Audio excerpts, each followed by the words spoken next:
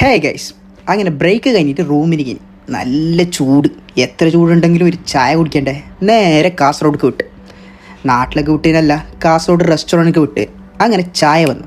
ചായക്ക് കൂട്ടാൻ എന്തോ എടുത്ത് ഇതിൻ്റെ പേരറിയുന്ന ആൾ കമൻറ്റ് ഇട്ടോ. ചായ കുടിച്ചിട്ട് ഷോപ്പിലേക്ക് എത്തി. ഷോപ്പിൽ കുറച്ച് പണിയെല്ലാം ഉണ്ടായി.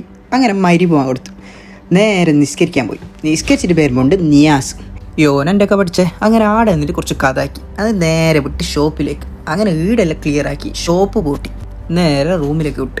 ഇപ്പം നിങ്ങൾ ഇരിക്കൂ, ഇന്ന് ഫുഡ് കഴിക്കുന്നില്ലേ? സംഭവം അബ്ദു അങ്ങ് വിളിച്ചിട്ടുണ്ടായി. ഓന് നാട്ടിന് വന്ന ബീഫ് ഉണ്ടായിട്ടാണ് അങ്ങ് വിളിച്ചത്. പിന്നെ നാട്ടിന് വന്നെങ്കിൽ ബീഫ് ഇല്ലെങ്കിൽ ആരും റൂമിലേക്ക് കയറ്റില്ല, അത് വേറെ കാര്യം. അങ്ങനെ റൂമിലേക്ക് എത്തി. നോക്കണ്ട, ആരും തുറക്കാല. എന്തിത് നമ്മളെ പോരെയാ? നമ്മ തന്നെ ചായ വീട്ടിൽ തുറക്കണം. അപ്പോൾ എല്ലാവരും ഉണ്ട്. ഫുഡെല്ലാം റെഡി. യോന് SKB വീഡിയോ എടുക്കുന്ന പറഞ്ഞിട്ട് മസാല കുടിച്ചിട്ട് വെളുമ്പുന്നുണ്ട്.